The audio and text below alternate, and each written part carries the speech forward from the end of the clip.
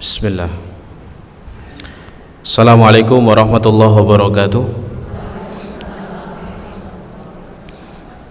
Innal hamdalillah wassalatu wassalamu ala Rasulillah wa ala alihi wa ashabihi wa man walah. Asyhadu an la ilaha illallah wahdahu la syarikalah. Asyhadu anna Muhammadan abduhu wa rasuluhu la nabiyya wa la rasula ba'dah. Allahumma la sahla illa ma ja'altahu sahla wa anta in syi'ta taj'alul hazana sahla. Rabbi shrah li sadri wa yassir li amri wa hlul 'uqdatam min lisani yafqahu qawli. Allahumma la taj'al musibatana fi dinina wa la taj'alid dunya akbar hammina wa la mablagha ilmina. Allahumma 'allimna ma yanfa'una wanfa'na bima 'allamtana wa zidna ilma wa jannibna ma yadurruna fi dinina wa dunyana ya arhamar rahimin. Amma ba'du, ma'asyiral akhwat wal ummahat, a'azzakunallah. Alhamdulillahirabbil alamin. Kita bersyukur kepada Allah pada pagi hari ini Allah memperkenankan kita semuanya untuk dapat kembali hadir di salah satu majelis di antara majelis ilmu yang coba kita istiqomahi bersama. Semoga setiap langkah yang kita usahakan menuju tempat ini, setiap tapaknya menggugurkan dosa, mengangkat derajat dan memudahkan jalan kita menuju surga. Amin Allahumma amin. Salawat bertangkaikan salam semoga senantiasa tercurah limpahkan untuk Nabiullah Muhammad sallallahu alaihi wasallam, para keluarga, para sahabat, para tabi'in, para tabi'ut tabi'in, dan orang-orang yang senantiasa istiqomah di atas jalan kebenaran. Ma'asyiral akhwat wal ummahat yang dimuliakan Allah, kita akan mengawali kajian ini dengan sebuah hadis sahih dari sahabat Abdullah ibnu Umar radhiyallahu anhuma, putra dari sahabat Umar ibnu Khattab radhiyallahu an. Hadis ini sahih diriwayatkan oleh Imam Al-Bukhari dalam sahihnya, bahwa Abdullah ibnu Umar radhiyallahu anhuma pernah berkata, akhadha Rasulullah sallallahu alaihi wasallam biman kibayya faqala, Nabi SAW pernah memegang kedua pundakku, lalu Nabi SAW berpesan kepadaku, kun fid dunya ka'annaka gharibun aw 'abiru sabilin. Kun fid dunya ka'annaka gharibun aw 'abiru sabilin. Hiduplah kamu di dunia ini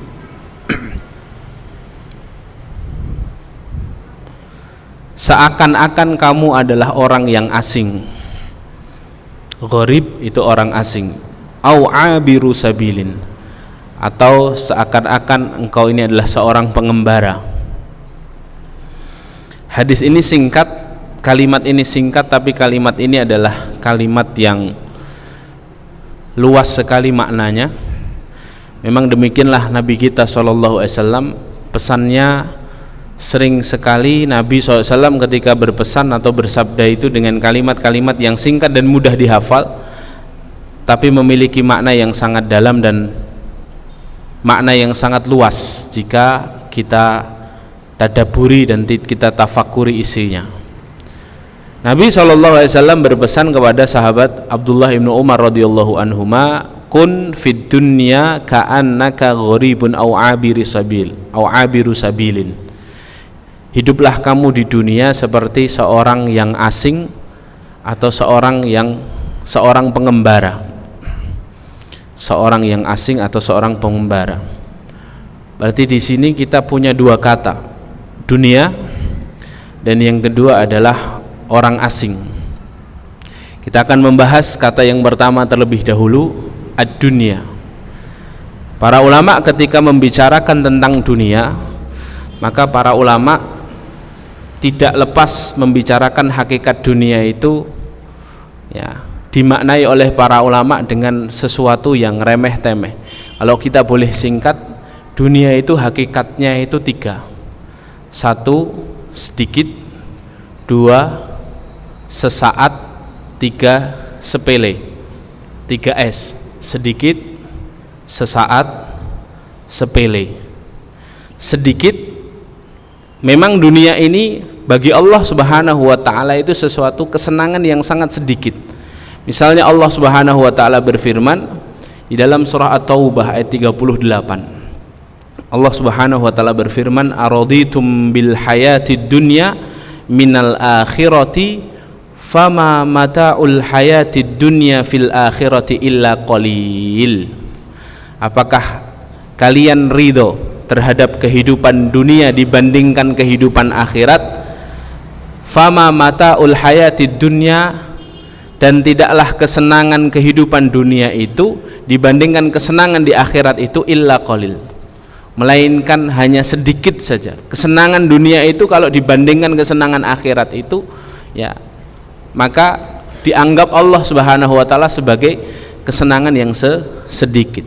Bahkan dalam hadis Rasulullah SAW mengibaratkan dunia itu seperti jari yang dimasukkan ke dalam lautan, kemudian jari itu diangkat, dan yang tersisa dari air lautan yang ada di jari yang menetes itu adalah dunia. Adapun hamparan lautan yang menyamudra itu adalah akhirat. Rasulullah SAW dalam sebuah hadis bersabda, "Wallahi mad dunya fil akhirati illa mislu ma yaj'alu ahadukum isba'ahu fil yammi falyandur bima yarji." Demi Allah, sesungguhnya dunia itu dibandingkan akhirat seperti seorang di antara kalian memasukkan salah satu jarinya ke dalam lautan, falyandur bima yarji, maka lihatlah apa yang tersisa dari jarinya ini, ya, yang menetes dari jarinya itu dunia. Adapun lautan yang sangat luas menghampar itu adalah akhirat, ya. Jadi hadirin dimuliakan Allah, hakikat dunia yang pertama itu sedikit, sesuatu yang sedikit. Makanya jangan sampai ketika kita ini melakukan satu amalan ketaatan, satu amalan solih, kemudian kita berharap balasan dari balasan dunia, hadirin. Karena sangat sepele kalau amalan solih itu dibalas dengan balasan-balasan dunia. Makanya saya sering mengatakan, kalau kita melakukan satu amalan solih, kemudian besok paginya kita mendapatkan kebaikan dunia, ya, misalnya kita sedekah 1 juta, kemudian setelah 5 hari kok kita dapat rezeki 10 juta, hari Senin sedekah 1 juta, hari Jumat kok dapat uang 10 juta. 10 jutanya itu bukan balasan amalan solih kita di hari Senin, hadir. Ya, karena kalau amalan solih kita yang kita peruntukkan untuk Allah dan untuk urusan-urusan akhirat kita, kok hanya dibalas dengan dunia, itu sesuatu yang sangat sedikit.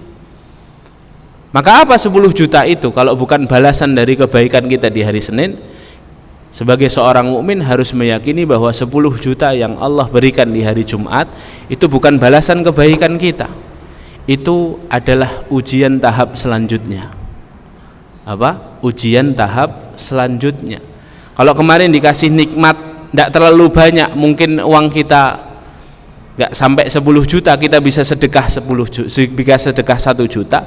Setelah hari Jumat dikasih nikmat lebih daripada harta kita sebelumnya, lebih banyak 10 juta, kita bisa sedekah lebih banyak lagi, enggak. Itu ujian tahap selanjutnya. Adapun balasan nanti, balasan setiap amalan kita yang kita tanam di dunia itu nanti akan kita panen di akhirat, ya. Makanya dunia itu bagi seorang mukmin sesuatu yang sangat sedikit, hadirin. Ya, maka jangan pernah berharap balasan-balasan dunia ketika kita ini melakukan amalan-amalan untuk akhirat kita, ya. Karena dunia itu memang hakikatnya sesuatu yang sedikit di hadapan Allah Subhanahu wa taala. Sedikit, yang kedua dunia itu sesaat. Ya. Dunia itu sesaat. Gambaran utuh dunia itu Allah sebutkan dalam surah Al-Hadid ayat ke-20. Surah ke-57 ayat ke-20. Ya. Allah Subhanahu wa taala menggambarkan dunia itu seperti ghaisin a'jabal kuffara nabatu, seperti air hujan yang turun menyirami seluruh ladang dan persawahan petani-petani. Di dalam ayat ini Allah mengistilahkan petani itu dengan istilah kuffar. Kuffar itu padahal kan jamaknya kafir. Jadi ada persamaan antara petani dengan orang kafir. Bukan berarti petani itu kafir, ya. Secara bahasa petani itu kan kerjaannya apa? Menutup benih dengan tanah. Kemudian dari benih itu muncul tanaman. Ya. Kafaro itu kan artinya menutup. Ya, makanya orang kafir itu orang yang tertutup. Orang yang tertutup dari apa? Dari petunjuk. Orang yang tidak mendapatkan petunjuk Allah itu orang kafir. Ya, maka di sini ayat ini Allah Subhanahu wa taala berfirman, ya, kama sali ghaisin a'jabal kuffara nabatuh. Ya, dunia itu seperti air hujan yang menghujani tanaman-tanamannya para petani, sehingga para petani itu kagum dengan hijaunya ladang dan sawahnya. Ya. Kemudian Allah Subhanahu wa taala mengatakan dalam ayat itu, summa yahiju fatarahu musfarra summa yakunu hutama. Tapi hijaunya itu tidak lama. Ya, tanaman itu hijaunya tidak lama. Summa yahiju. Kemudian setelah beberapa waktu segera menjadi kering. Summa fatarahu musfarra, kemudian menguning. Summa yakunu hutama, kemudian hancur lebur tanaman itu. Dunia itu diibaratkan Allah seperti tanaman.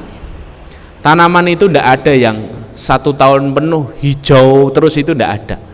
Ya, pohon-pohon yang ada di sekitar masjid ini tidak selamanya hijau terus.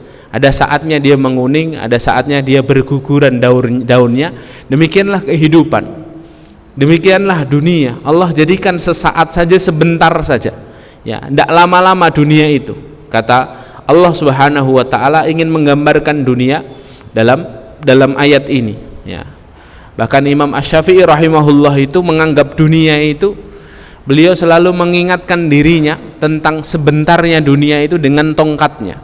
Imam Asy-Syafi'i itu ketika usianya masih 20-an sudah menjadi imam besar, sudah menjadi ulama yang dikenal keilmuannya.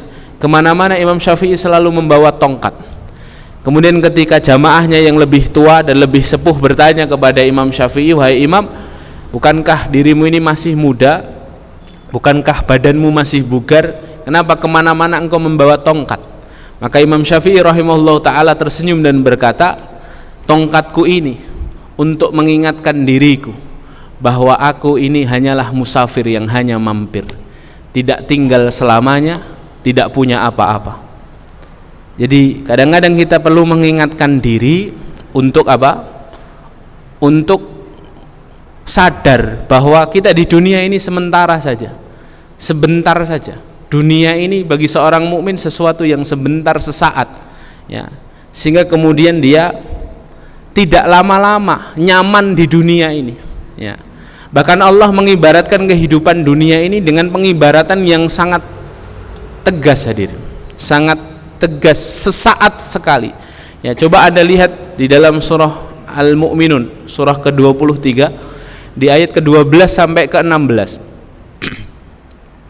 Al-Mu'minun di awal surat itu Allah Subhanahu wa taala menjelaskan kepada manusia tentang proses penciptaan manusia secara urut dan detail, hadirin. Di surah ke-23 ayat ke-12 Allah Subhanahu wa taala berfirman, a'udzubillahi minasyaitonirrajim, walaqad khalaqnal insana min sulalatin min tin, dan sungguh kami telah menciptakan manusia dari segumpal tanah, ya, dari saripati tanah. Manusia pertama maksudnya Nabi Adam alaihi salatu wassalam. Summa ja'alnahu nutfatan fi qararim makin. Kemudian setelah manusia pertama itu, untuk menciptakan manusia setelahnya, kami jadikan darinya nutfah, air mani, spermatozoa, fi qararim makin, yang kemudian membuahi sel telur di satu tempat yang kokoh. Qarar, makin itu tempat yang kokoh. Yang dimaksud di sini adalah rahim seorang ibu.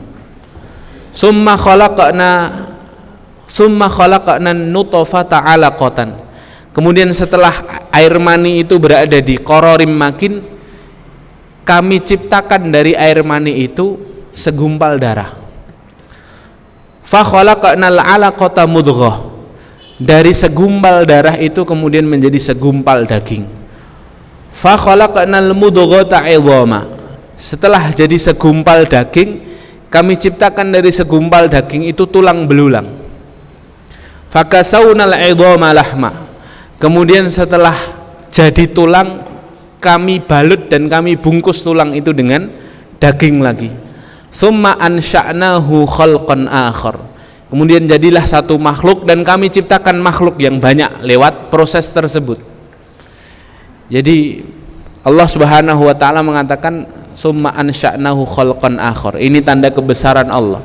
Prosesnya sama, zatnya sama, ya, fase penciptaannya sama, tapi ketika jadi manusia Allah Subhanahu wa taala mengatakan summa ansha'nahu khalqan akhar. Kemudian kami ciptakan makhluk satu dengan yang lainnya itu berbeda. Ya. Maka ini saja ada berapa orang di sini? Kalau ada 100 orang di sini, maka coba pandanglah satu persatu, tidak ada yang wajahnya sama, Ada enggak yang wajahnya sama? Ada yang kembar di sini? Ya. Kalau hatta dia berasal dari rahim yang sama, lahir dalam kondisi kembar identik, ya, dengan saudaranya, pasti bisa dibedakan oleh ayah dan ibunya dan oleh orang-orang dekatnya. Kenapa? Memang Allah Subhanahu wa taala menciptakan itu dengan satu kesempurnaan. Makanya Allah tutup ayatnya dengan kalimat apa? Fatabarakallahu ahsanul khaliqin. Fatabarakallahu ahsanul khaliqin. Maha suci Allah, pencipta yang paling baik. Ya. Kemudian lihat ayat selanjutnya, setelah proses penciptaan, Allah Subhanahu wa taala berfirman, "Summa innakum ba'da dzalika lamayyitun." Kemudian setelah diciptakan, kamu setelah itu akan mati. Setelah mati apa? Ayat ke-16, "Summa innakum yaumal qiyamati tub'atsun." Setelah kamu mati, nanti di hari kiamat kamu akan dibangkitkan. Lihat, Allah Subhanahu wa taala menceritakan detail setiap ayat, setiap fase alam di dunia, setiap fase alam kehidupan manusia ini, tapi Allah melewatkan satu fase. Bukan karena ayat ini tidak sempurna, karena dalam ayat lain fase ini dibicarakan. Allah membahas tentang fase kita di alam rahim. Allah membahas fase setelah kita ini kemudian ada di alam kubur, meninggal. Allah membahas juga alam kebangkitan. Tapi Allah tidak membahas soal alam dunia. Setelah diciptakan, kemudian Allah langsung mengatakan summa innakum ba'da dzalika lamayyitun. Setelah ini kamu mati. Ada yang di skip sama Allah, ada yang dilewati oleh Allah Subhanahu wa taala. Satu fase dunia tidak dijelaskan dalam urutan ini. Padahal ketika Allah menjelaskan tentang fase penciptaan begitu detailnya. Tapi ketika masuk ke fase dunia, Allah langsung bilang summa innakum ba'da dzalika lamayyitun. Setelah ini kamu mati. Ya. Ada satu fase yang dilewatkan, sengaja dilewatkan Allah sebagai isyarat kuat dan tegas bahwa alam dunia ini sesuatu yang hanya sebentar, hadir. Sesuatu yang hanya sesaat. Dan itulah hakikat dunia. Sebentar saja. Bahkan Rasulullah Shallallahu Alaihi Wasallam memberikan satu ciri bahwa kita sudah berada di penghujung zaman. Kata Rasulullah, wa min alamatis sa'ah an yataqarabaz zamanu. Di antara salah satu tanda dekatnya hari kiamat kepada kita adalah zaman itu terasa sangat cepat, hadirin.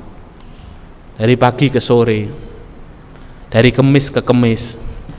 Kemarin kayaknya baru kajian hari Kemis, sekarang sudah hari Kemis lagi. Kayaknya kemarin baru bulan lalu ngisi kajian Kamis pekan kedua, sekarang sudah pekan kedua lagi. Masya Allah. Kayaknya dulu anak-anak masih pada TK, sekarang sudah masuk SMA. Kayaknya kemarin baru saja nganter anak SD, sekarang sudah pada kuliah. Ya. Cepat sekali, hadirin. Kayaknya kita dulu baru saja lulus sarjana, sekarang ternyata sudah jadi nenek. Ya. Ada yang merasa begitu kan? Cepat sekali memang dunia itu.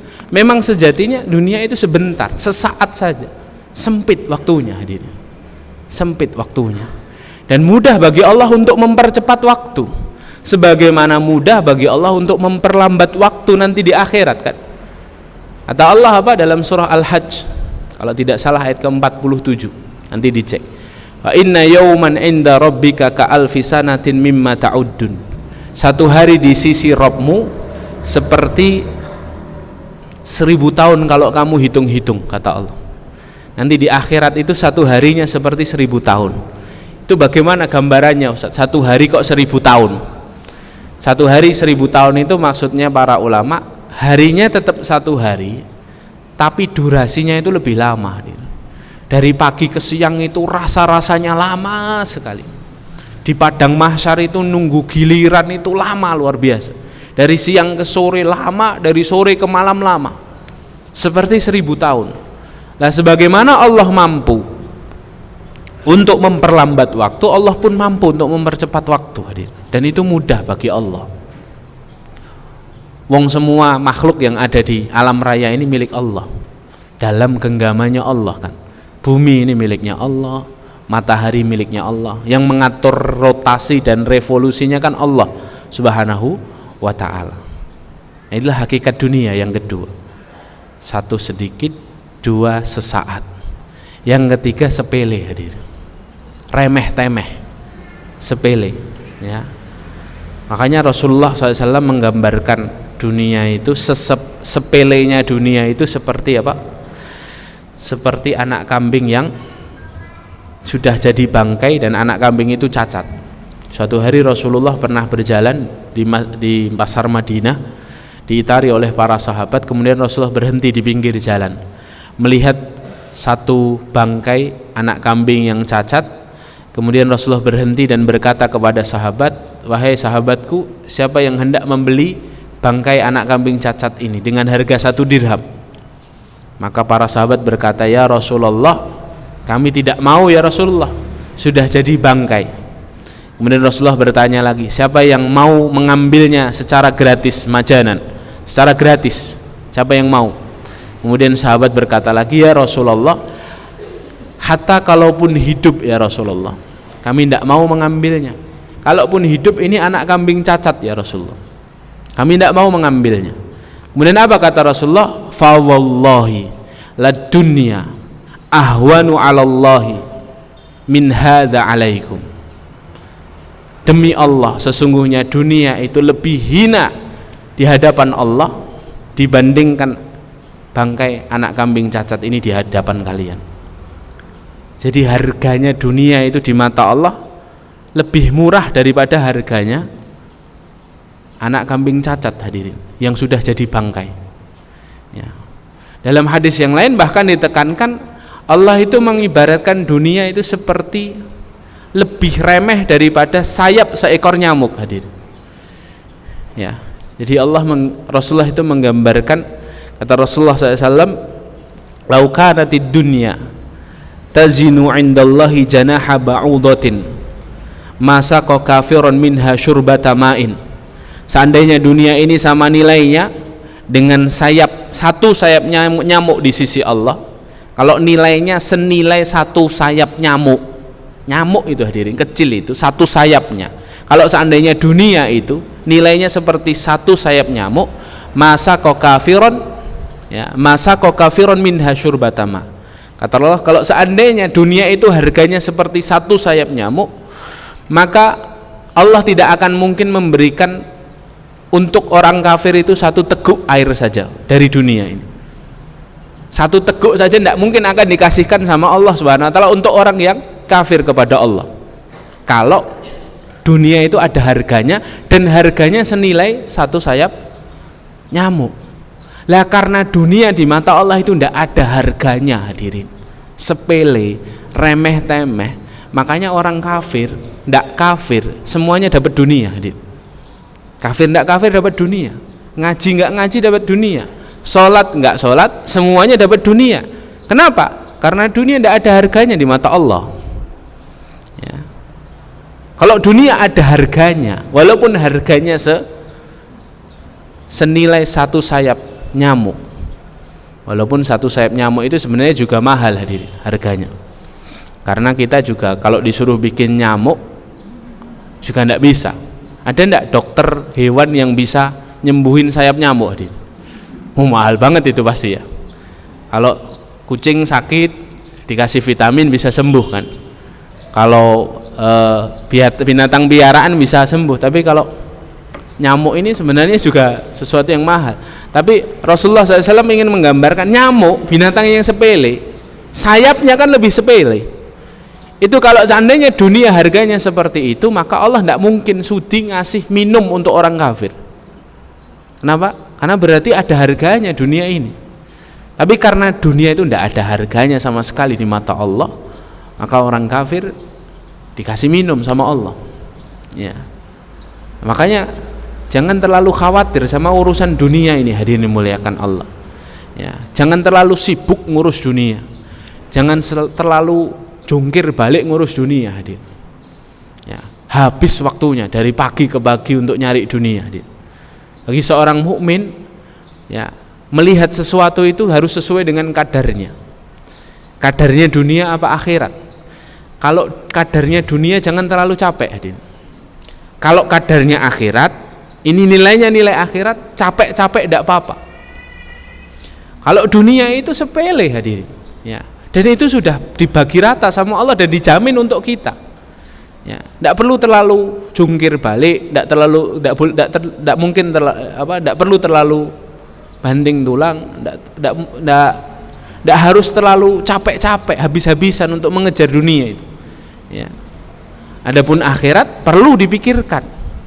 Kadang-kadang kita salah meletakkan porsi. Untuk urusan-urusan dunia kita pikirkan sampai sakit, hadir.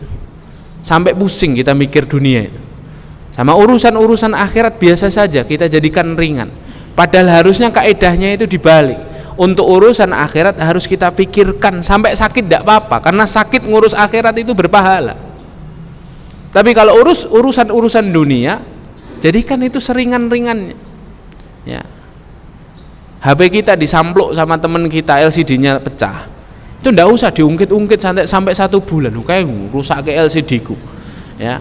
Kadang-kadang kan kita begitu tuh. Naik mobil atau naik motor, tiba-tiba ada anak muda nyenggol motor kita atau mobil kita, lecet mobil kita. Diungkit-ungkit terus, hadir. Padahal ini urusan dunia. Ya. Anak kita perempuan sudah balik belum pakai jilbab, biasa saja. Anak kita pacaran sama laki-laki nggak jelas, biasa saja. Ya. Ini kan kebalik, hadir. Ya. Pada urusan dunia jadikan ringan seringan-ringannya. Karena dunia itu sedikit, dunia itu sebentar, dunia itu ada kadaluarsanya, sepele, hadir. Ya. Adapun urusan akhirat harus dipikirkan betul-betul. Ya. Karena kehidupan yang kekal nanti kehidupan akhirat, hadir. Lah ini dunia, hadirin dimuliakan Allah. Dunia itu hakikatnya ya 3S itu. Sedikit, sesaat, sepele, remeh-temeh, hadir. Ya. Hanya dalam urusan dunia ini Rasulullah SAW meminta kita hiduplah di dunia ka'annaka gharibun, seperti orang asing. Dunia setelah selesai kita bahas, sekarang kita bahas orang asing. Maksudnya bagaimana? Ka'annaka gharib, seakan-akan kamu ini orang asing di dunia ini.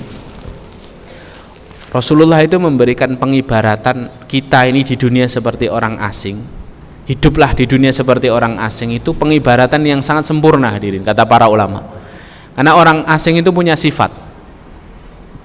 Apa saja sifatnya orang asing? Satu, sifatnya orang asing itu selalu berpikir, dirinya selalu berpikir pasti dia akan pulang. Berpikir pasti akan pulang.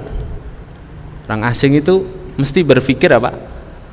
Dirinya pasti akan pulang. Artinya tempat dia berada sekarang itu bukan tempat dia bermukim selama-lamanya. Orang asing itu pikirannya mesti pingin segera pulang.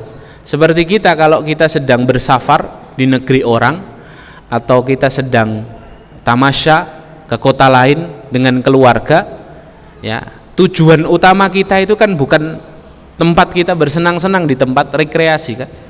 Tapi tujuan utama apa? Pulang dengan selamat. Nah, sama hadirin dimuliakan Allah. Seorang asing atau seorang pengembara itu sifat pertamanya dia berpikir pasti suatu hari dia akan pulang. Nah, maka sama ketika kita di dunia ini yang harus kita pikirkan suatu hari kita pasti akan pulang. Harus kita ingat-ingat terus itu. Ya. Karena kalau tidak kita nanti akan terbuai dengan keindahan pemandangan di perjalanan. Kita akan kemudian lupa bahwa ada tempat kembali yang harus segera kita tuju. Karena kalau lamaan di sini kehabisan bekal nanti kita. Kita harus mengupayakan bekal yang kita bawa cukup, kemudian kita bisa sampai rumah lagi. Orang asing kan begitu, hadirin. Selalu berpikir dirinya nanti akan pulang suatu hari. Ya. Maka sama dengan kita ini. Kata Rasulullah, jadilah kamu di dunia ini hidup seperti orang asing. Yang suatu hari kamu pasti pulang ke kampung halamanmu. Pasti pulang ke kota, pasti pulang ke kotamu. Ya. Inilah mengapa Nabi kita SAW mengajari kita satu doa. Ada doa yang diriwayatkan oleh Imam At-Tabrani dan hadis ini hadis yang sahih. Rasulullah itu pernah ngajari satu doa. Allahumma inna nas'aluka nafsan bika mutmainnah tu'minu biliqa'ik.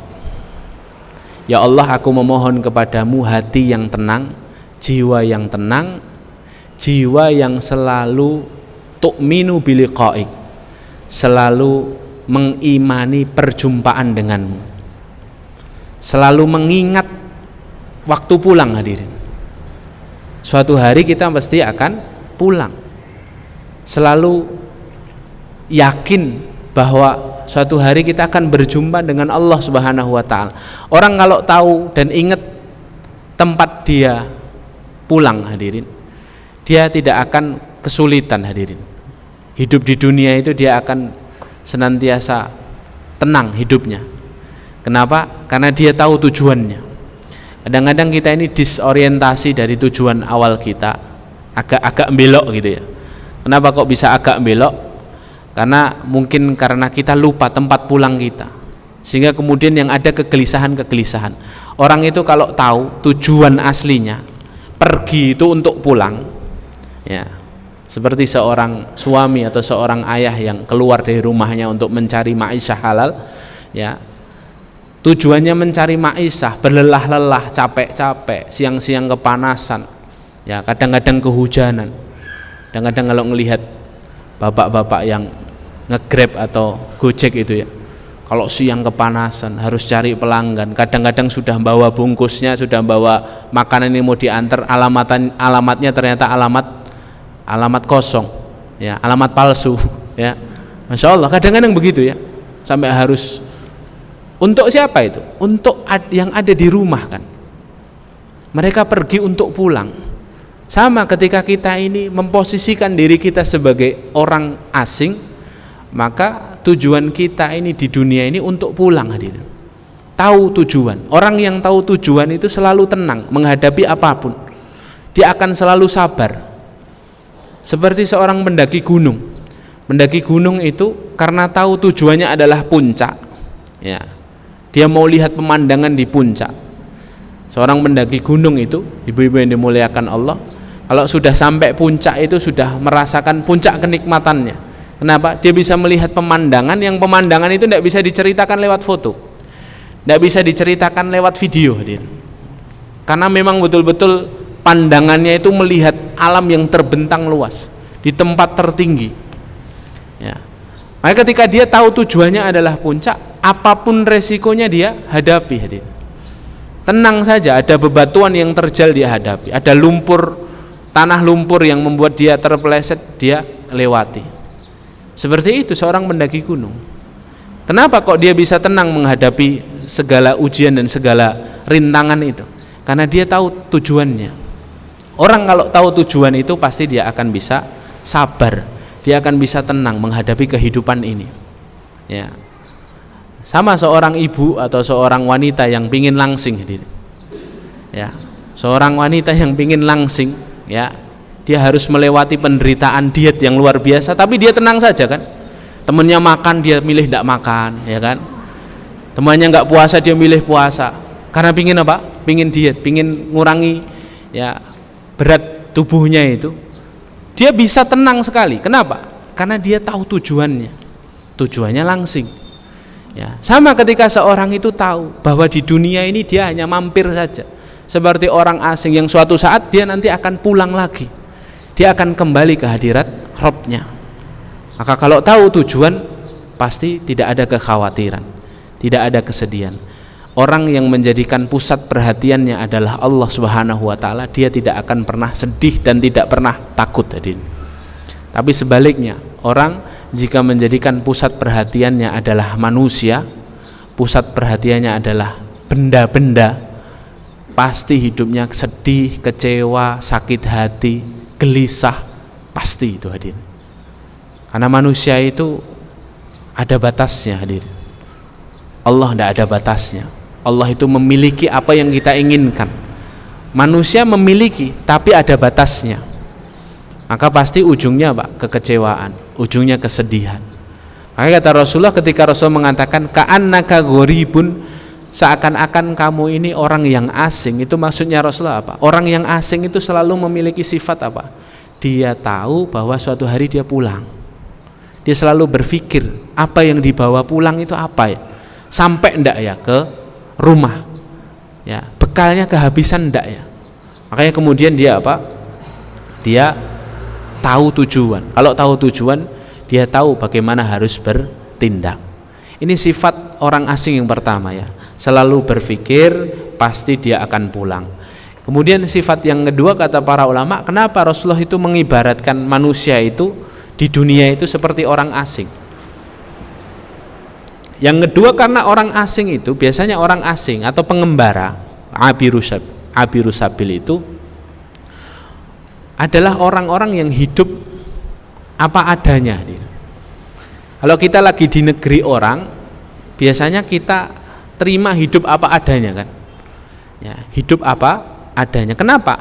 Karena dia sadar bahwa suatu hari dia akan meninggalkan tempat itu, ya. Maka dia akan merasa cukup dengan apa yang dia miliki. Dia akan merasa cukup dengan apa yang dia miliki. Ada nggak orang sekolah di luar negeri 4 tahun rencananya untuk dapat sarjana, kemudian tahun pertama dia mikir kayaknya kita perlu bikin rumah di sini yang bagus nih. Ya, nggak mungkin, nggak ada mahasiswa yang sekolah di Timur Tengah, di Eropa, di negeri-negeri yang mereka belajar di sana itu. Ketika mereka belajar mikir punya rumah itu jarang, hadir. Kecuali memang betul-betul sultan itu ya. Tapi mereka itu yang hanya mikir simpel saja. Di sini saya sementara cuma 3 tahun 4 tahun, ya sudah saya ngontrak saja. Ya. Saya ngontrak apartemen, saya ngontrak rumah kos-kosan, enggak apa-apa lah. Ya. Enggak mikir bikin rumah, hadir. Ya. Nah, itulah sifatnya orang asing. Orang asing itu hidupnya apa adanya, ya. Dia merasa cukup dengan apa yang dimilikinya. Maka mengapa Rasulullah meminta kepada Abdullah ibnu Umar untuk hiduplah di dunia ini seperti orang asing? Maksudnya apa? Hiduplah di dunia ini dengan qanaah. Dengan qanaah. Qanaah itu apa? Merasa cukup atas apa yang Allah berikan dalam hidup kita. Ya. Itu yang kemudian menjadikan hidup kita itu lebih tenang, lebih fokus nanti beramal soleh. Nah kalau tidak ada qanaah, hadirin, tidak ada sikap merasa cukup atas pemberian dari Allah, ya kurang terus, hadirin. Melihat orang lain senang, kita kepingin, ya. Padahal semuanya itu sudah ditakar sama Allah kan. Kita ini jadi, misalnya Anda ini orang kaya, ya memang Anda ini bakatnya jadi orang kaya. Anda nggak terlalu kaya, memang bakatnya nggak terlalu kaya. Ya, orang bakat nggak terlalu kaya, ngelihat orang kaya meri, pinginan, penak ya jadi orang kaya ya. Sedekah bisa setiap saat, uangnya banyak. Kita sedekah mikir-mikir makan hari ini. Kenapa Anda bisa berkata demikian? Kenapa ada orang yang bisa berkata demikian? Karena memang tidak bakat kaya, hadirin. Ya, memang ukurannya, takarannya Allah memang untuk dia seperti itu. Mungkin dia diberikan Allah potensi yang lain, potensi amal solihnya dengan anggota tubuhnya mungkin lebih besar dibandingkan orang kaya yang hanya bisa beramal solih dengan hartanya. Karena Allah Maha Tahu, bisa jadi orang kaya ini memang tidak cukup mampu beramal solih dengan anggota tubuhnya, makanya dilebihkan dalam hartanya. Begitu. Jadi hidup itu ya harus qanaah, hadirin. Kalau pingin kita betul-betul kembali dalam keadaan yang baik, berpulang tak berpaling, maka yang harus disadari, satu, ingat hadirin, suatu hari kita mau pulang. Yang kedua, Pak, hidup ya harus qanaah, merasa cukup. Kenapa orang itu nggak bisa hidup qanaah, hadirin? Karena sering lihat apa yang ada di atasnya, hadirin. Makanya Rasulullah itu kan menasihati kita dengan kalimat unzuru ila man huwa asfala minkum wala tanduru ila man huwa fawqakum. Lihatlah siapa yang di bawahmu dalam urusan-urusan dunia, jangan lihat siapa yang ada di atasmu. Dalam urusan dunia, lihat yang di bawah, hadirin, jangan di atas. Dalam urusan akhirat, lihat yang di atas kita, jangan lihat yang di bawah, nanti tidak semangat beramal. Dalam urusan akhirat, lihat tuh yang sholat di saf awal ini, yang istiqomah sebelum iqomah sudah datang ke masjid, ya, yang bisa istiqomah beramal soleh itu, lihat. Dalam urusan akhirat, lihat yang di atas, tidak apa-apa, fastabiqul khairat, kan, berlomba-lomba dalam kebaikan. Tapi dalam urusan dunia, jangan lihat yang di atas kita, lihat yang di bawah kita, biar kita merasa cukup, merasa syukur dengan pemberian Allah. Ya. Kalau kita makannya sehari-hari menunya cuman tahu tempe sambal, tahu tempe sambal gereh, tahu tempe sambal gereh, syukur, hadirin. Masih banyak saudara kita itu yang di perempatan itu loh, untuk makan sarapan dia harus bisa berhasil jual 10 lembar koran dulu baru bisa makan, hadirin. Ya. Satu koran itu untungnya berapa, hadirin? Dan siapa yang mau beli koran hari ini? Ya. Untuk bisa makan harus jual koran dulu. Lihat yang di bawah kita. Kita punya motor, dikit-dikit mogok, dikit-dikit macet, dikit-dikit servis, masih bersyukur, hadirin. Ada orang yang kemana-mana harus jalan, hadirin, harus ngangkot, kadang-kadang nggak ada uang untuk bayar angkotnya. Ya. Kita punya rumah masih ngontrak, belum bisa beli rumah, bersyukur, hadirin. Lihat loh, hadirin, kalau jam 10 malam tuh, saya sering jalan sama istri saya jam 10 malam di Coyudan itu loh, jalan Coyudan, toko-toko itu kanan kiri itu homeless banyak sekali, hadirin. Tunawisma. Kadang-kadang kita lihat yang punya toko ngusir, suruh pindah ke tempat yang lain. Ada orang yang tidak bisa tidur dengan nyaman, hadirin. Kita masih punya rumah untuk berteduh, ya. Kalau kita punya anak kita rewel, disuruh sholat masih sulit, disuruh ini masih sulit, sabar, tidak apa-apa, hadirin, bersyukur. Ada loh suami istri yang sudah berdoa bertahun-tahun, ya dikasih anak sama Allah, belum dikasih anak. Jadi untuk urusan dunia itu, lihat yang di bawah kita, hadirin, agar kita selalu merasa cukup. Kalau sudah merasa cukup, tenang, hadirin. Kalau sudah tenang, jadi khusyuk beribadah, jadi optimal, maksimal beramal sholih. Untuk mencari bekal pulang itu lebih mudah, hadirin.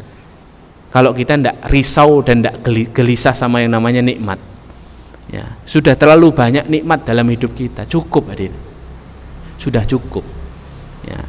Kemudian yang ketiga, sifatnya orang yang gharib, orang yang asing itu, kata para ulama, orang yang taat, orang yang asing itu relatif lebih taat dibandingkan orang yang tidak asing. Ya, orang yang asing, pengembara, orang yang gharib itu biasanya orang-orang yang taat, tidak suka melanggar aturan. Karena orang baru itu, jenengan yang baru pertama ngaji di Humaira, ya, itu mesti ya mesti taat peraturan gitu ya, mesti ra neko-neko lah ya, karena durung duwe kanca gitu ya, belum punya teman ya, lingguh itu ya sopan gitu ya, tapi engko nek wis 2 bulan 3 bulan gitu ya wis mulai selonjor gitu ya, ya wis mulai golek sendenan gitu, tapi saya nggak nyindir yang di belakang ya, khusus majelis saya boleh sendenan ya, ya gitu ya. Biasanya orang asing itu kan relatif taat gitu ya, nggak mau neko-neko karena ada di negeri orang, ada di kampung orang ya. Maka maksud Rasulullah, hiduplah di dunia seperti orang asing itu apa? Kalau hidup di dunia jangan neko-neko, karena kamu ini orang asing ya, taat saja, jangan melanggar aturan, taat di segala saat, taat tanpa syarat, dalam kondisi apapun taat tadi ya, sebisa mungkin dalam kondisi apapun apa taat.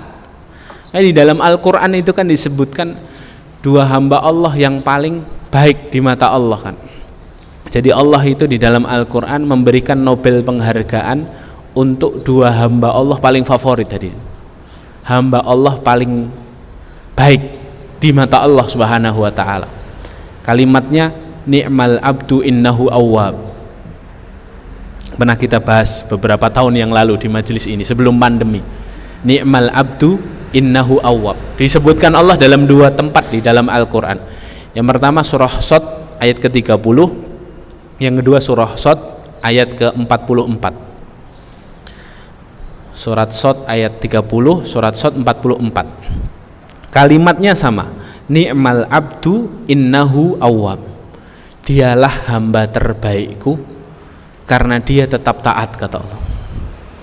Jadi kalau mau jadi hamba terbaik, dapat penghargaan dari Allah dengan kalimat ni'mal abdu, sebaik-baik hambaku, syaratnya apa? Innahu awwab, karena dia tetap taat. Hamba yang pertama namanya Sulaiman, di ayat 30 tuh ada hamba Allah namanya Sulaiman, diberikan banyak kenikmatan dalam hidupnya, istana yang megah, prajurit yang banyak ya, kemudian semua kemewahan hidup dimiliki oleh Sulaiman, kendaraan yang bagus. Tidak ada manusia di zaman sebelum dan setelah Sulaiman itu yang punya kendaraan sekeren kendaraannya Nabi Sulaiman ya. Apa kendaraannya Nabi Sulaiman? Angin, hadirin ya, naik angin, hadirin, itu Nabi Sulaiman ya. Istananya juga istana megah, prajuritnya bukan hanya dari kalangan manusia, kalangan jin, kalangan hewan, semuanya taat sama Nabi Sulaiman. Bahkan Nabi Sulaiman itu dikenal juga seorang yang gagah perkasa, hadirin, yang sehat walafiat, seorang raja yang cakap dan bijaksana. Itu Nabi Sulaiman alaihi salatu wassalam. Dalam Sahih Bukhari disebutkan riwayat dari sahabat Abu Hurairah, di mana Rasulullah bercerita, Nabi Sulaiman pernah bersumpah suatu malam, demi Allah aku akan mengelilingi 99 istriku, dan aku berharap dari semua istriku itu akan hamil dan akan melahirkan satu orang anak yang akan berjihad di jalan Allah. Jadi malam ini aku mau mengelilingi istriku, hamil semuanya 99 anak, semuanya jihad fisabilillah. Diingatkan sama malaikat, jangan lupa bilang insya Allah Sulaiman, kata malaikat. Tapi Nabi Sulaiman lupa, tidak bilang insya Allah. Sudah bersumpah tidak bilang insya Allah. Makanya kalau bersumpah diusahakan ada insya Allahnya, sehingga nanti kalaupun tidak bisa melakukannya, maka kita tidak melanggar sumpah kalau ada insya Allahnya ya. Dan itu lebih ijabah, kalau ada insya Allahnya itu lebih dikabulkan. Setelah keliling satu malam 99 istri beliau sallallahu alaihi wasallam, alaihi salatu wassalam, tidak ada satupun istrinya yang hamil, kecuali satu istri saja yang hamil nisfa insan, hamil anak setengah manusia. Artinya anak yang hamil ini anaknya tidak normal gitu. Karena apa? Karena lupa bilang insya Allah ya. Di luar pembahasan tentang insya Allah, para ulama juga menyimpulkan bahwa Nabi Sulaiman berarti seorang yang sehat walafiat, seorang yang memiliki keperkasaan dan kekuatan. Jadi Nabi Sulaiman itu di tengah kenikmatan yang banyak dalam hidupnya, apa komentarnya Nabi Sulaiman atas nikmat yang Allah berikan? Hadza min fadli Rabbi. Ini semuanya adalah titipannya Allah, karunia Allah kepadaku. Liyabluwani aashkur am akfur, untuk mengujiku aku bersyukur atau aku kufur. Jadi dikasih nikmat itu tidak terlalu jumawah, tidak angkuh, tidak merasa dialah sebab kenikmatan itu datang. Ini semua karunia Allah, bukan karena kehebatanku, bukan karena kecerdasanku, bukan karena kepintaranku, bukan karena kerja kerasku. Ini karunia Allah. Lah karena ketaatannya Nabi Sulaiman itu, Allah berkata, ni'mal abdu innahu awwab. Dialah hamba terbaikku karena dia tetap taat. Di ayat ke-44-nya ada hamba lain, namanya Ayyub. Ayyub alaihi salatu wassalam. Kalau Nabi Ayyub ini 180 derajat berbeda dibandingkan nasibnya Nabi Sulaiman. Nabi Ayyub itu sakit-sakitan, anaknya 5 laki-laki semuanya meninggal, perikanan, perkebunan, perdagangannya habis setelah berjaya 20 tahun. Dalam kisah Israiliyat itu disebutkan, Israiliyat itu kisah-kisah yang bersumber dari kitab-kitab sebelum Al-Quran ya. Nabi Ayyub itu berjaya sejak usia 40 tahun. Jadi usia 40 tahun, matang-matangnya orang itu berjaya sampai usia 60. Jadi semua perdagangannya, perkebunannya, perikanannya itu semuanya maju. Anaknya 5 laki-laki semua, semuanya sehat-sehat, cerdas-cerdas. Tapi kemudian setelah 20 tahun Allah uji Nabi Ayyub dengan satu musibah. Nabi Ayyub terserang satu penyakit yang tidak ada obatnya, menaun. Sakitnya kalau di dalam Israiliyat disebutkan sakitnya itu sakit kulit yang dagingnya hampir copot-copot, kelihatan tulangnya. Habis tubuhnya Nabi Ayyub. Anak-anaknya 5 semuanya meninggal semua. Perikanannya, perkebunannya, perdagangannya habis. Nabi Ayyub tinggal bersama istrinya saja. Kemudian istrinya setelah sudah didera bertahun-tahun penyakit, istrinya bilang kepada suaminya, bilang kepada Nabi Ayyub setelah 18 tahun ditimpa musibah. Istrinya bilang, wahai suamiku, bukankah engkau adalah kekasih Allah? Bukankah engkau adalah utusan Allah? Bu, ya minta saja sama Allah biar kamu dikasih kesembuhan. Kalau sudah dikasih kesehatan kan kita bisa usaha ulang, bisa bangun bisnis lagi ulang. Yang penting kamu sehat dulu, minta sama Allah toh.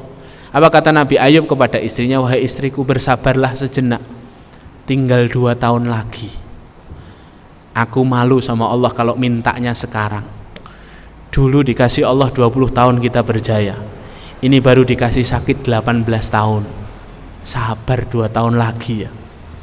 Kalau sudah 2 tahun nanti aku minta sama Allah.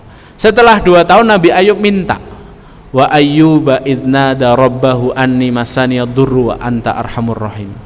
Apa permintaannya Nabi Ayyub? Anni masaniyad durru, ya Allah, aku ditimpa sakit ya Allah. Nabi Ayyub tidak minta disembuhkan, karena Nabi Ayyub tahu siapa Robnya. Robnya zat yang maha mengetahui segala kondisi hambanya. Maka apa kata Nabi Ayyub? Anni masaniyad durru, ya Allah, aku bukan ditimpa. Masa yamassu itu artinya disentuh. Ya Allah, aku disentuh penyakit ya Allah. 20 tahun didera sakit, bahasanya disentuh hadir. Ya Allah, aku disentuh sakit ya Allah. Wa anta arhamur rahimin, dan aku tahu kau adalah zat yang paling penyayang. Setelah 20 tahun hadir.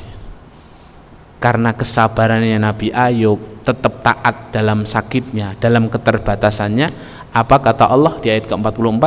Ni'mal abdu innahu awwab.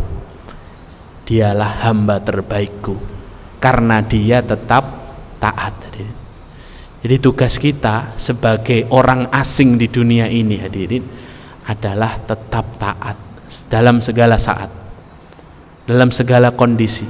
Sakit ya taat, sehat ya taat, kaya ya taat, dikasih sedikit ya taat, longgar taat, sempit taat, rame-rame taat, saat sendirian taat ya. Yang penting berusaha terus-menerus untuk taat. Nah itu hari ini dimuliakan Allah, 3 sifat orang asing. 1, dia paham, dia pasti pulang. Yang kedua, ya, orang asing itu ya hidup apa adanya, ya, menerima apa yang menjadi pemberian Allah untuknya. Kemudian yang ketiga adalah dia senantiasa taat, tidak suka melanggar aturan, ya. Nah, maka kemudian yang harus kita ikhtiarkan bersama adalah ketika kita diberikan Allah kesempatan hidup di dunia, setelah Allah Subhanahu wa taala memberikan nikmat iman dan taufik kepada kita, tugas kita itu hanya berusaha dan berjuang sampai batas ajal saja, hadir. Sampai batas ajal.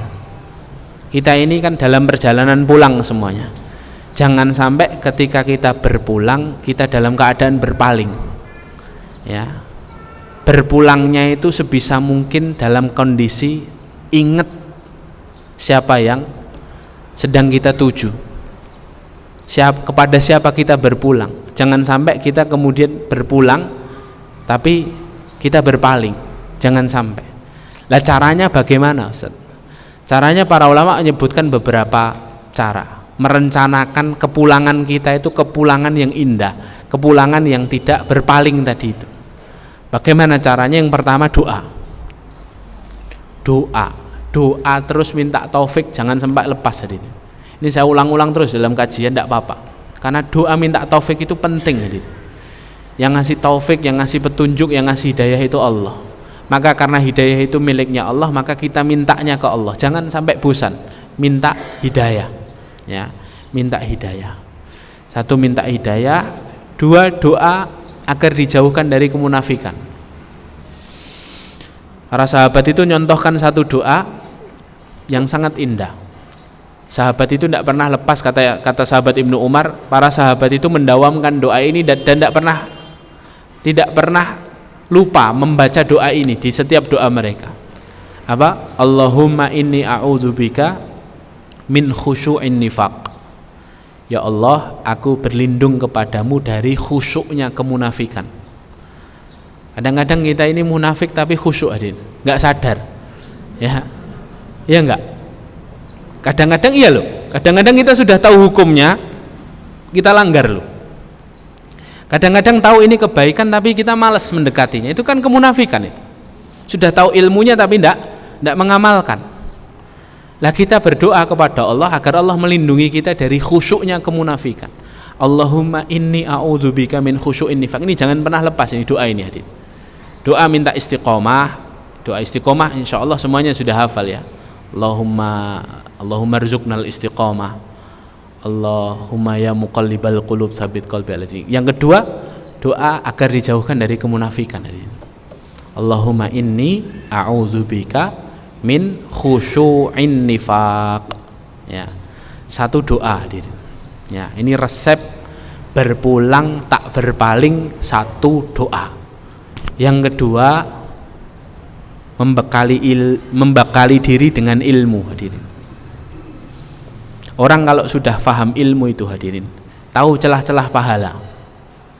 Ya, orang berilmu itu tahu taat itu tidak hanya mengerjakan perintah kan. Taat itu juga menjauhi larangan. Ya. Makanya itu maha baiknya Allah. Taat itu nggak hanya mengerjakan perintah. Taat itu nggak hanya ngaji, nggak hanya sholat, nggak hanya bayar sedekah, zakat, nggak hanya berangkat haji umroh, nggak hanya puasa Ramadan, puasa sunnah. Karena kenapa kok taat itu nggak hanya mengerjakan perintah? Karena manusia itu lemah, tidak kuat lama-lama mengerjakan perintah. Kita ini sholat paling lama berapa menit tadi? Sholat yang 4 rakaat aja, itu berapa menit? Sampai 10 menit? Kayaknya enggak. Ya. Oh iya Ustaz, sambil nunggu iqomahnya kan 10 menit, ya kan? Tapi pas sholatnya itu kita kuat lama-lama enggak? Enggak kuat tadi. Ya. Kita puasa itu paling pol kan maghrib. Coba puasa 5 hari 5 malam enggak makan, enggak kuat tadi. Karena Allah tahu hambanya ini lemah, tidak kuat mengerjakan ketaatan lama-lama, maka dikasih opsi kedua. Taat itu tidak hanya mengerjakan perintah, tapi juga apa? Menjauhi larangan. Ya. Lah orang berilmu itu tahu celah seperti ini, hadirin. Sehingga setiap hembusan nafasnya, aktivitasnya itu berubah pahala kalau dia niatkan untuk menjauhi larangan. Ini bocoran buat panjenengan nih, khusus kajian Humairah ini ya. Ya, khusus ya. Kalau jenengan dari tadi duduk di sini niatnya menjauhi larangan, dapat pahala terus hadirin. Sayanya kan baru tahu ini kan. Ya. Dari tadi itu saya niat, dari mulai duduk di sini ke sini tadi, saya niat ya Allah, saya niat untuk menjauhi larangan. Karena bisa jadi kalau saya tidak duduk di sini saya bisa maksiat. Ya, saya bisa melakukan dosa. Lah, niatnya menjauhi larangan itu jadi pahala terus hadirin. Kayak saya sering katakan kan, ibu-ibu yang haid, ya, ketika tidak bisa sholat, tidak bisa baca Quran, tidak bisa puasa, itu kalau dia tahu ilmunya, haidnya itu sepanjang haidnya 7 hari, 8 hari itu jadi pahala. Kalau dia tata niatnya apa? Ya Allah, saya tidak sholat pagi ini ya Allah, anak saya sholat, suami saya sholat subuh, saya tidak bisa sholat ya Allah, semata-mata meninggalkan laranganmu ya Allah. Larangan orang haid apa? Sholat, dapat pahala. Tidak bisa puasa, ya Allah saya tidak bisa puasa, semata-mata meninggalkan laranganmu ya Allah. Larangan orang haid apa? Puasa, dapat pahala. Sama-sama pahala taat. Yang satu ngerjakan perintah, yang satu meninggalkan larangan. Nah, yang kayak gini nih hanya bisa diketahui oleh orang-orang yang tahu ilmunya. Itulah pentingnya ilmu dalam setiap ya hembusan nafas kita, agar setiap aktivitas kita bernilai ibadah di sisi Allah. Kedua, bekali diri dengan ilmu. Yang ketiga, perbaiki akhlak. Berusaha setiap hari harus akhlak tambah baik. Ya. Kenapa akhlak harus tambah baik? Adab harus tambah baik, akhlak kita harus tambah baik. Kenapa? Karena kalau kita tidak punya akhlak yang baik, biasanya ribut sendiri hadirin. Suka kelahi hadirin. Suka sengketa sama orang. Kalau suka sengketa, habis waktunya hadirin. Kita ini berjalan pulang terus hadirin. Kalau waktu perjalanan kita ini habis ngurus orang, caci maki, nyindir, ya, ghibah, nggak coba memperbaiki akhlak, habis waktu kita. Nggak ada waktu untuk beramal hadirin. Nggak ada waktu untuk mengambil bekal. Amalannya banyak, tapi akhlaknya buruk, habis juga hadirin. Bangkrut nanti di akhirat. Orang-orang yang kemudian jadi korban akhlak dia, akhlak tercela dia, nanti akan menuntut kan di hadapan Allah. Ya, maka sambil kita ini taat, sambil bekali ilmu, sambil terus berdoa kepada Allah, yang ketiga apa? Perbaiki akhlak. Ya, nah orang yang tidak punya akhlak baik itu mesti banyak sengketa. Makanya para ulama mengatakan apa? Innar rajula idza tasa'a ilmuhu tasa'a sadruhu wa qalla mukhalafatuhu 'alan nas. Seorang itu kalau semakin luas ilmunya, semakin luas dadanya. Semakin sedikit sengketanya dengan manusia, semakin gampang memberi uzur untuk saudaranya. Ya. Tidak sibuk ngurus orang terus, tidak sibuk mencurigai orang terus. Ya. Dia lebih sibuk mencurigai dirinya sendiri daripada mencurigai orang lain. Ya. Seperti itu. Ya. Nah, itu pentingnya kita memperbaiki akhlak. Setiap hari harus ada perubahan hadirin. Berusaha hari ini akhlak saya harus lebih baik daripada kemarin. Besok harus lebih baik. Caranya bagaimana Ustaz? Ya belajar dekat sama orang-orang baik, ya. Jangan dekat sama orang-orang yang akhlaknya buruk. Kalau dekat sama orang-orang yang biasa ngerumpi, pasti ketularan hadirin. As-sahibu sahib, kata pepatah Arab. Kawan itu pasti menarik kawannya, mesti ketularan. Orang yang biasa husnudzon terus kumpul sama halakoh suudzon hadirin, langsung auto suudzon hadirin. Auto suudzon. Orang pelit sepelit apapun, kalau kumpul sama orang-orang dermawan, pasti ketularan dermawan. Awal-awalnya malu dulu, wah gengsi dong, nggak sedekah. Awal-awalnya mungkin karena manusia, tapi lama-lama dia enak ternyata sedekah ya, ngelihat orang lain bahagia enak ya. Kenapa? Karena menular hadirin. Maka perbaiki akhlak. Ya, perbaiki akhlak. Pilih lingkungan kita bergaul, perbaiki akhlak. Kemudian yang keempat, meredam syahwat. Meredam syahwat. Manusia itu dikasih Allah syahwat ya. Pilihannya dua, syahwatnya bisa menggebu-gebu, bisa dia redam. Lah cara meredam syahwat itu bagaimana? Kata Imam Al-Ghazali, agar syahwat kita ini terkontrol, ya, tidak menggebu-gebu, ya, syahwat kita ini tidak di luar kendali. Caranya itu dua, ya, jaga mata sama jaga perut. Hadirin, jaga mata sama jaga perut. Jaga perut dengan cara apa? Jaga perut itu dengan cara menjaga makanan. Jangan sampai ada makanan haram masuk ke perut kita. Satu. Dua, jaga pekerjaan kita. Jangan sampai pekerjaan kita pekerjaan syubhat, pekerjaan haram. Itu sangat berpengaruh sama apa? Sama tadi, syahwat yang kemudian tidak terkendali. Jadi jaga perut caranya dua, jaga makanan sama jaga pekerjaan. Jaga mata, kata Imam Al-Ghazali, menjaga mata itu menjaganya dari 4 hal. Satu, menjaga mata dari melihat lawan jenis yang tidak mahram. Kalau laki-laki melihat perempuan, kalau perempuan melihat laki-laki, hadirin, ya, dijaga, matanya dijaga.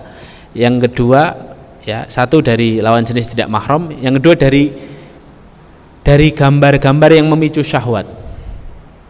Dari gambar-gambar yang memicu syahwat. Yang ketiga, menjaga mata itu kata Imam Al-Ghazali dari melihat aib saudara kita, ya, dari melihat aib orang lain. Kemudian yang keempat, menjaga mata dari pandangan yang merendahkan. Dari pandangan yang merendahkan. Pokoknya syahwat itu memang pemantiknya dua itu, dari mata dan dari perut. Kalau dua ini berhasil kita jaga, insya Allah syahwatnya terkontrol, syahwatnya terjaga, ya. Kemudian yang kelima, yang terakhir, ya,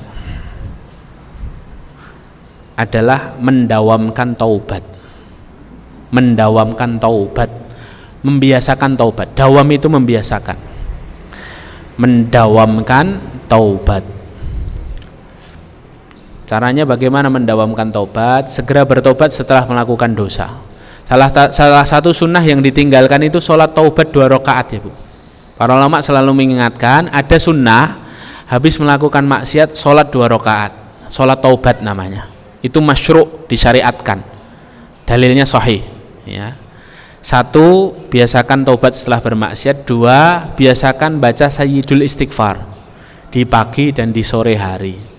Sayyidul istighfar diusahakan hafal, ya. Allahumma anta rabbi la ilaha illa anta khalaqtani wa ana abduka wa ana ala ahdika wa wa'dika mastata'tu a'udzubika min syarri ma sana'tu abu'u laka bi ni'matika alayya wa abu'u bi dzanbi faghfirli fa innahu la yaghfiru dzunuba illa ant. Kalau belum hafal, lihat Google nanti, sayyidul istighfar. Mulai dibaca dulu sampai hafal. Baca dulu enggak apa-apa, enggak harus dihafal. Kenapa sayyidul istighfar, Ustaz? Sayyidul istighfar itu kalimat istighfar yang paling dicintai Allah. Kata Rasulullah, man qalaha fis sobah, barang siapa yang membacanya di pagi hari, kemudian dia meninggal sebelum sore hari, maka dia termasuk ahlul jannah. Barang siapa yang membaca di sore hari, dia meninggal di malam hari sebelum datang pagi hari, maka dia termasuk ahlul jannah, pulang dalam kondisi terbaik, hadir. Kenapa? Karena dia mengakui semua dosanya dengan kalimat sayyidul istighfar. Nah, 5 ini silakan kita bareng-bareng mengistiqomahkan doa, jangan jauh-jauh dari ilmu, berusaha terus-menerus untuk memperbaiki akhlak, meredam syahwat dan mendawamkan taubat. Barakallahu fikum. Masih ada sedikit waktu untuk tanya jawab, kami persilahkan. Assalamualaikum warahmatullahi wabarakatuh.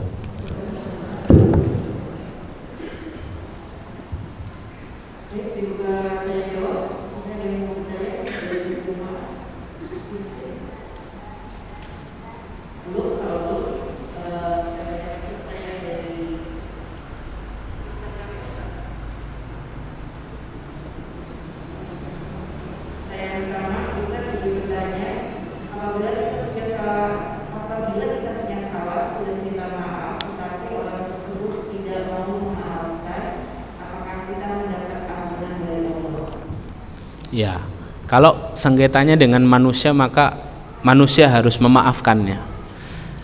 Kalau kita punya maksiat sama manusia, maksiatnya berarti kedua pihak, ke Allah maksiat karena akhlak kita tidak baik, yang kedua kepada manusia. Maka kewajibannya juga dua, taubat kepada Allah dan minta maaf kepada manusia. Kalau manusianya belum dimaafkan, maka dia masih punya masalah dengan manusia. Adapun Allah zat yang menerima taubat. Maka caranya bagaimana Ustaz? Caranya sebisa mungkin dia luluhkan hatinya. Ya kalau hari ini belum bisa ya sepekan lagi. Ya, kalau sepekan lagi belum bisa, ya bagaimana caranya? Memang urusan sama manusia urusan yang pelik hadir. Urusan yang rumit. Makanya sebisa mungkin jangan mengambil hak orang lain. Jangan zolim kepada sesama manusia. Karena kalau belum dimaafkan, dia akan bawa nanti sampai ke akhirat. Urusan sama Allah diselesaikan dengan tobat. Kalau tobat kita benar, kita menyesali, kita tidak ngulangi, insya Allah tobat kita diterima. Tapi urusan manusia ini kadang-kadang sulit hadir. Ya, makanya sebisa mungkin kita selesaikan. Ya, cari segala cara yang halal untuk menyelesaikan urusan ini. Ya, dengan manusia. Ya, minta maaf, datang ke rumahnya, traktir makan. Biasanya kalau traktir makan luluh. Ya. Tak jajak keo gitu nanti kemudian luluh. Ya terserah Anda. Yang penting caranya halal gitu ya. Allahu a'lam bishawab. Lagi?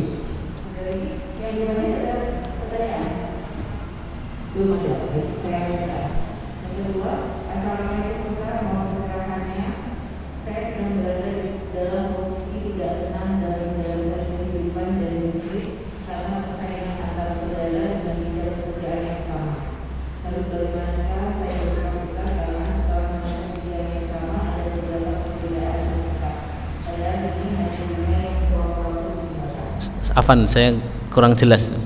Cepet banget ngomongnya. Coba pelan-pelan, Buba. Waalaikumsalam.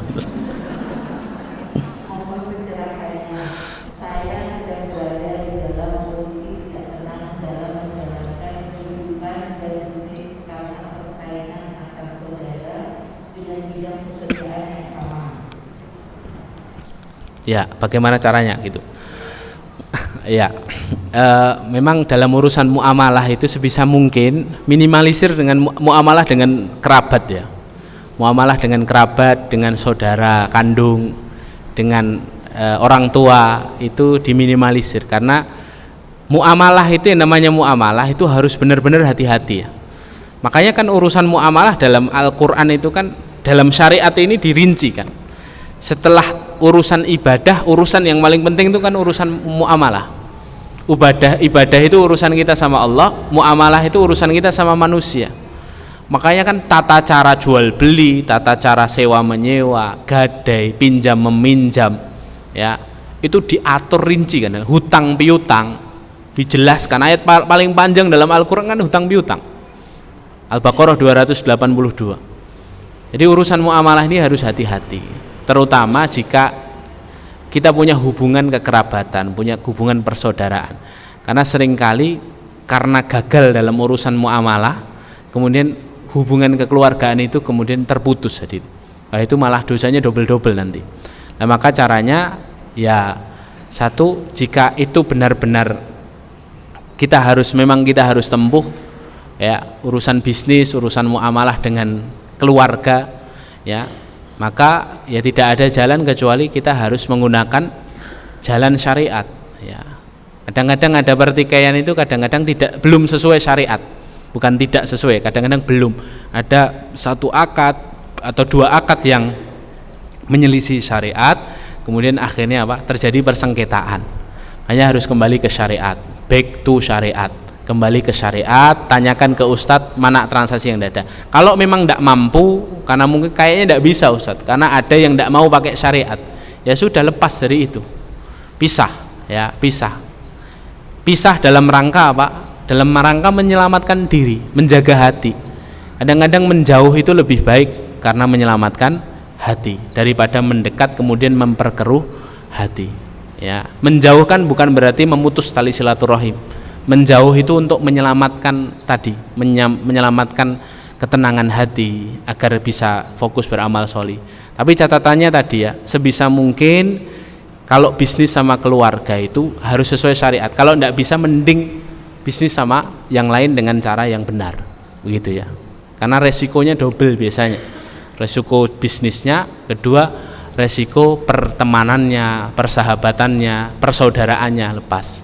Makanya saya selalu tidak mau berbisnis dengan sahabat tadi, atau berbisnis dengan saudara, itu tidak mau. Ya, sendiri-sendiri saja. Kalau saya ada lebih, nanti alhamdulillah rezekinya dibagi. Kalau kamu ada lebih, ya kalau kamu mau bagi silakan. Tapi kalau join gitu ya, kadang-kadang itu malah kalau salah sedikitnya, namanya manusia hadirin. Kadang-kadang kan khilaf, kadang-kadang kurang teliti gitu ya, manajemennya kurang bagus, terus kemudian akhirnya terjadi pertengkaran dan perpecahan. Wallahu a'lam bishawab.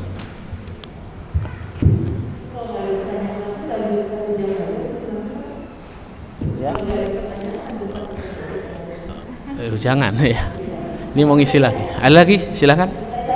Itu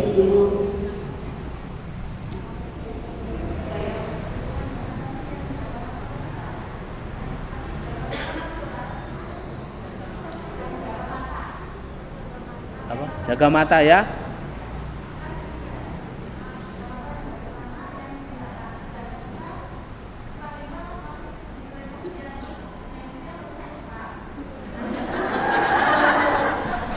Ya. Maksudnya yang tadi, yang poin pertama ya, berarti yang melihat yang bukan mahram. Gini hadirin, saya jelaskan dulu ya. Dalam ilmu fikih itu ya, terutama fikih muamalah ini ya, fikih muamalah itu dirinci. Setiap mazhab, bahkan mazhab kita itu merinci ya, haram, hukum aslinya haram, berinteraksi dengan lawan jenis itu haram, kecuali dalam beberapa tempat. Satu, dalam persidangan, hakimnya laki, saksinya perempuan, atau pelakunya perempuan, atau korbannya, tersangkanya perempuan, nah itu boleh. Dua, dalam urusan jual beli, penjualnya perempuan, jual es teh jumbo gitu ya, yang lagi viral kan es teh jumbo sekarang ya, yang beli laki-laki tidak mungkin bisa terhindar hadirin, tidak mungkin bisa terhindar ya. Atau penjualnya diikhtiarkan laki-laki, tidak ada penjual perempuan, karyawan harus laki-laki, kan pembelinya perempuan gitu ya. Nah itu yang ada kelonggaran yang di tempat seperti itu. Ketika di majelis ilmu ya, di majelis ilmu termasuk pengecualian. Dalilnya apa? Rasulullah ngisi ibu-ibu ya.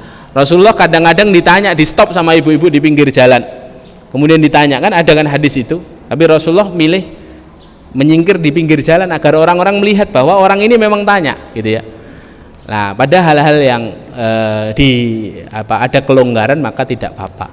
Yang dimaksud di sini ya, yang kemudian dengan sengaja kita melihat, kemudian dengan itu ada madorot. Makanya nggak hanya perempuan saja sebenarnya, laki-laki juga ya. Jadi laki-laki melihat perempuan tidak boleh, perempuan stalking akunnya laki-laki juga tidak boleh ya. Nah itu, jadi ya dibatasi ya, dibatasi, yaitu dalam rangka merawat mata kita hadirin ya, biar mata kita ini tidak minus sampai akhirat gitu ya. Gitu ya Bu ya, paham ya? Ada memang beberapa tempat, saya tidak hafal. Kalau dalam mazhab kita ada sekitar 11 tempat, saya tidak hafal semuanya. Contohnya seperti tadi itu. Allahu a'lam bishawab. Ada lagi silakan.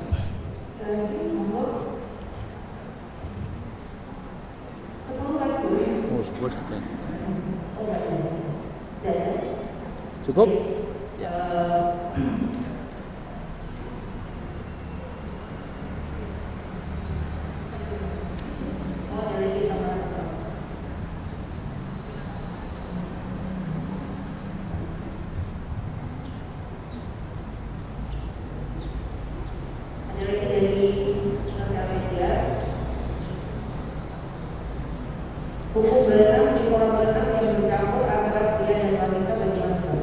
Haram, tidak boleh ya. Berenang bukan termasuk pengecualian yang tadi ya Bu. Berenang campur laki-laki perempuan tidak boleh. Pilihannya cuma dua, Anda cari, yang ibu-ibu ya, cari kolam renang khusus muslimah, atau dua, Anda bangun kolam renang sendiri di rumah Ya, cuman 2 pilihannya ya. Kalau campur tidak boleh, hukumnya haram ya. Tidak boleh, itu haram, tidak boleh ya, karena ya banyak sekali akan terlihat madharat di situ ya, tersingkap aurat. Kemudian hatta kalau Anda menggunakan pakaian yang lengkap sekalipun kena air, hadirin, kena air jadi nanti transparan, jadi niplak dan lain sebagainya. Kemudian akhirnya apa, madharatnya lebih besar lah ya, madharatnya lebih besar di situ. Allahu a'lam bishawab. Iya, tidak apa-apa.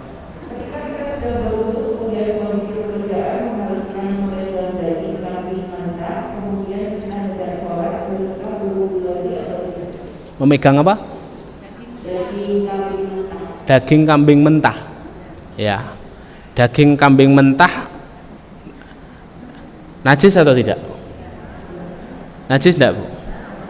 Tergantung statusnya. Kalau statusnya bangkai, najis. Kalau tidak, kalau penyembelihannya benar, berarti tidak najis. Ya, yang najis itu darah yang mengalir. Kalau darah yang menempel di daging itu tidak najis. Jadi boleh langsung sholat. Itu. Allahu a'lam bishawab. Lagi? Kapankah waktu sholat taubat? Kapan saja boleh. Tidak ada batasan waktu. Ya, kapan saja boleh. Selesai kita melakukan dosa, sadar sama dosanya, menyesali, sholat taubat 2 rakaat. Di waktu-waktu terlarang kalau dalam mazhab kita boleh, karena itu sholat zatul asbab, sholat yang ada sebabnya. Kalau dalam mazhab Syafi'i, sholat di waktu-waktu terlarang, waktu terlarang itu 3 ya. 1 dari subuh sampai terbit fajar, 2 ketika matahari pas di atas kepala kita. Kalau sekarang yang setengah 12, jam 12 kurang seperempat ya, jadi mau deket waktu duhur itu ya, setengah 12. Sama yang ketiga ba'da asar sampai maghrib, itu waktu terlarang dalam sholat. Kalau dalam mazhab lain semua sholat setelah sholat wajib tidak boleh. Tapi kalau dalam mazhab kita, selama sholatnya ada sebabnya, ada namanya, maka diperbolehkan. Misalnya sholat jenazah, sholat tahiyatul masjid, ada namanya, yang ada sebabnya. Sholat apa tadi? Sholat taubat, itu diperbolehkan. Lah yang tidak boleh yang apa Ustaz? Dalam mazhab Syafi'i, sholat mutlak. Nggak ada kerjaan, saya sholat 2 rakaat, sholat sunnah mutlak. Lah kayak gini yang tidak boleh di waktu-waktu 3 tadi. Allahu a'lam bishawab. Lagi?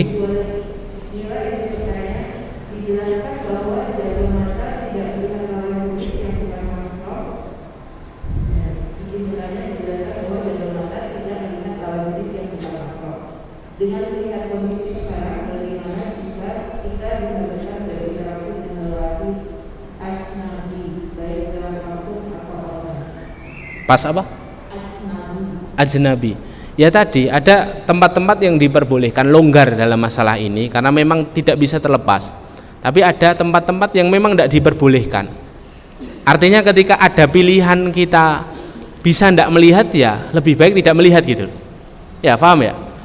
Tapi kalau tidak bisa tertolak ini karena memang ya jual beli harus ada transaksi, lihat mukanya. Kalau tidak nanti ternyata dia juga pembeli, kita kasih uang gitu ya. Kalau misalnya nggak sampai melihat interaksi, maka hal seperti itu tidak ada pilihan. Ayo dimaksud melihat, menjaga mata dari melihat selain mahram itu maksudnya adalah ya ketika kita memang betul-betul ada pilihan untuk tidak melihat sebisa mungkin. Hatta ketika jual beli pun sebisa mungkin kita menundukkan pandangan. Walaupun di akhir zaman ini hadirin, menundukkan pandangan itu juga masalah hadirin. Ya, semakin menunduk semakin kelihatan auratnya, gitu. Soalnya sama HP gitu ya, menunduk gitu ya. Jadi sebisa mungkin ya diminimalisir, menundukkan pandangan ya dalam segala transaksi dan muamalah. Allahu a'lam bishawab.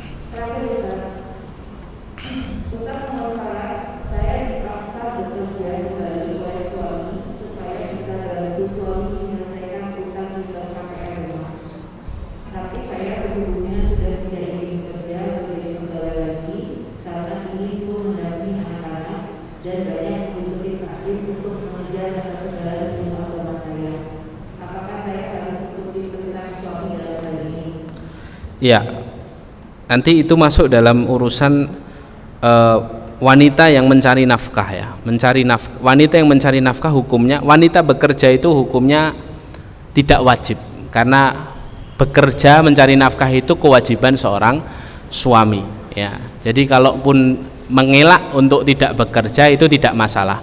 Tapi kalau Anda termasuk istri yang ingin meringankan tanggungan suaminya, maka boleh bekerja. Bekerja bagi seorang wanita pekerja itu ada syaratnya. Syaratnya 4.